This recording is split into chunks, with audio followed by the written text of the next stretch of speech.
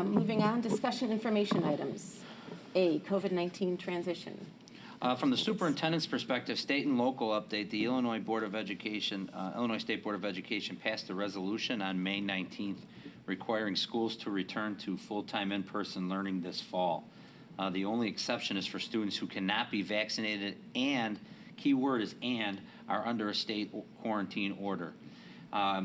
Based on the meetings I had this week with our superintendents associations, both at the high school and West Cook, additional guidance is slated to come out on June 11th, which is the proposed date for the state to head into phase 5. So the Superintendent's Association is trying to see if we can get a draft of that guidance a little sooner, since most of the high schools start second, third week of August, just to give us enough time to prepare. But we're thinking it will entail information on whether or not the 3-foot the 3-foot social distancing will still be required, whether or not masks will still be required. Some updates on vaccinations for both staff and students, and the remote option. The key word in there, cannot be vaccinated and under our state quarantine order. In the original literature that went out from the State Board of Education, there was some language about students who have high-risk medical conditions can participate through a school's homebound or hospitalization program, which we have. For the new board members, should a student be dealing with a serious illness or need to be hospitalized for whatever reason, we have a homebound program where a tutor goes and provides supplemental work from the classes, and probably something very similar to what you have at Oak Park. So we're looking to get a little clearer guidance on the whole remote option. We've been preparing students and staff, and Dr. Freitas' communications and the communication letter I sent home at the end of April that we're preparing to come back for a traditional school year next year. So really all I'm looking for is a little more clarification on the guidance and the social distancing, any kind of updates on vaccinations, and then whether or not the remote option has to be offered. We also are still continuing to talk with West 40. They are still trying to put together a remote option, so if we do have a student who does have some serious issues and cannot attend school in person for first semester, they can attend a remote option through West 40. So I did fill out a survey this week to make sure they knew we were interested. And so I'll provide another update at June and at the July board meetings. The school matrix data is attached to my COVID-19 report. As you can see, 4 of the 5 variables are in minimal risk, minimal transmission, and 1 is in moderate.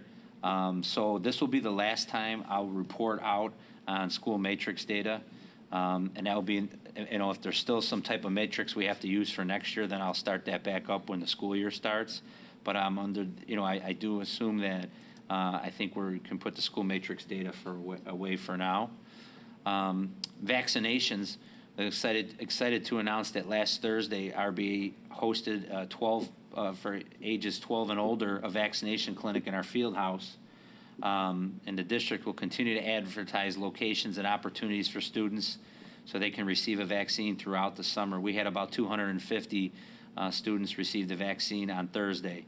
We also, any parents that came in with their students that wanted to get the vaccination, we also allowed them to as well. So, and I think the key note here is in the towards the end here of fourth quarter, as we were dealing with the 3-foot social distancing in classrooms, under the revised guidelines from the state, some parents were concerned about having their kids having to miss school or miss their athletic or activity events because of quarantining.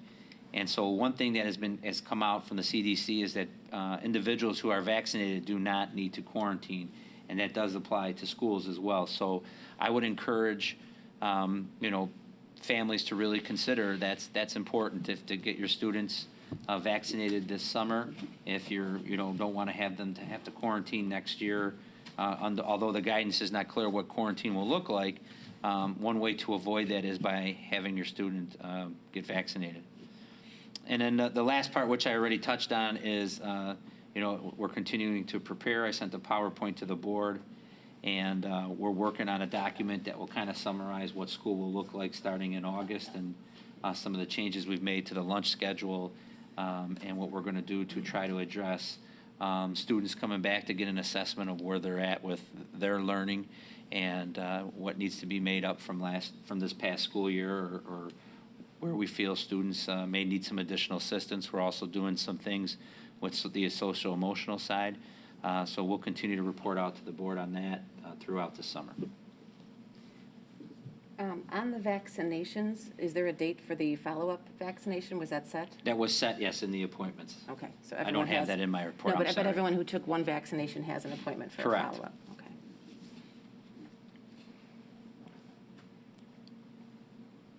Dr. Freitas, you want to provide the high school side? Yes, I'm ready. Good evening, board members.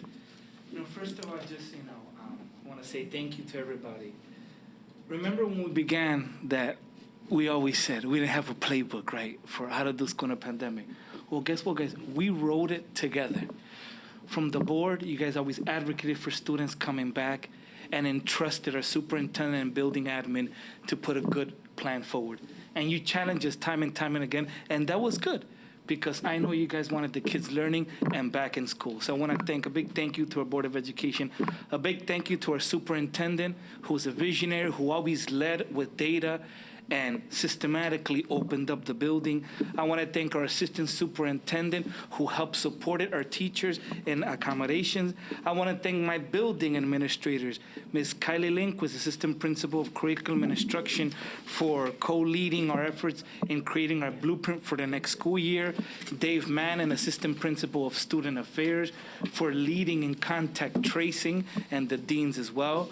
I want to thank Brendan Curtin, my assistant principal for athletics, for managing 4 athletic seasons, right? First, in school history and state history. I want to thank Ms. Beth Augustine, assistant principal of student services, for monitoring and tracking failure rates and getting the students what they need. I want to thank my director of special education, Mr. Kevin Baldis, for always meeting the needs of our special education students. Big shout out to our teachers for making learning gains and teaching our students how to leverage digital tools for learning. I want to thank maintenance, security, the cafeteria staff, their administrative assistants. This was really a team effort. And if we look at all the artifacts that we created together, we wrote the playbook on how to do school, during a pandemic. So I want to thank everybody. So to address the failure rate, we consistently and frequently did the following during fourth quarter. Made phone calls and emails, conducted home visits. I did some myself as well. We facilitated parents' conferences, practiced academic equity. Our teachers were flexible with assignments.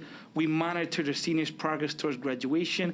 We continued our small teams meetings that monitor our students that are in a tough situation, and we created a robust summer school programming. I myself have begun inviting, and actually was at the Hauser, one of our junior high feeder schools, in one of their virtual meetings, encouraging the 8th graders to come take advantage of our summer school offerings.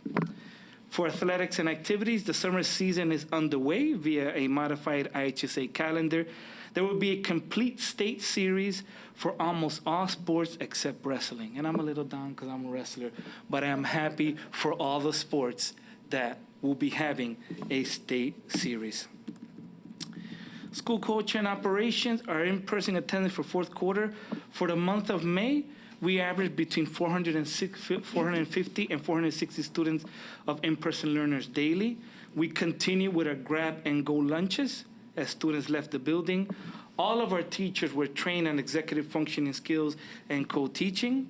As the superintendent said earlier, we hosted a vaccination event here at school. Here we go, guys, graduation. You excited? You excited? We're coming.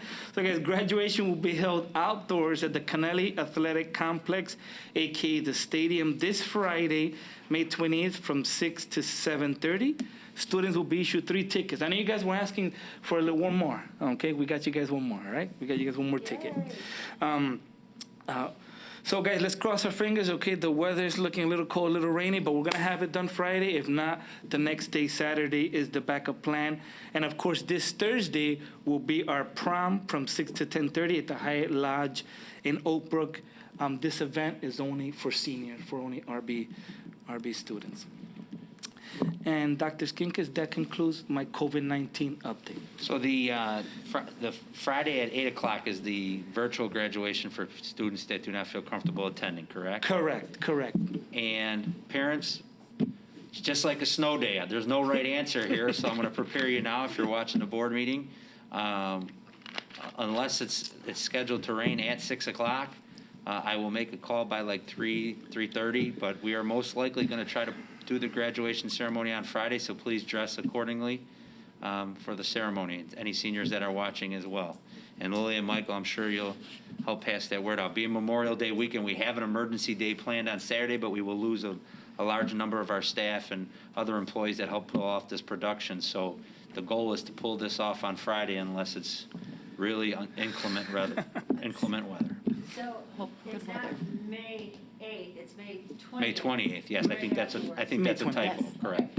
So I was a little confused. So the virtual, because we will have been there for the literal, that was the question. Are we then, the board members going to stay then for the virtual, or? No, the virtual is like what we did last year where they just show the student's name and there's a voiceover that reads these kids' names and it will be copies of the speeches from the principal, superintendent, and the students.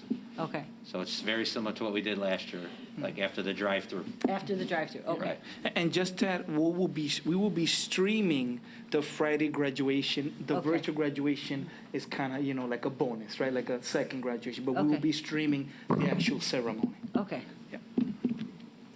Any questions on the COVID part of the report before we move on?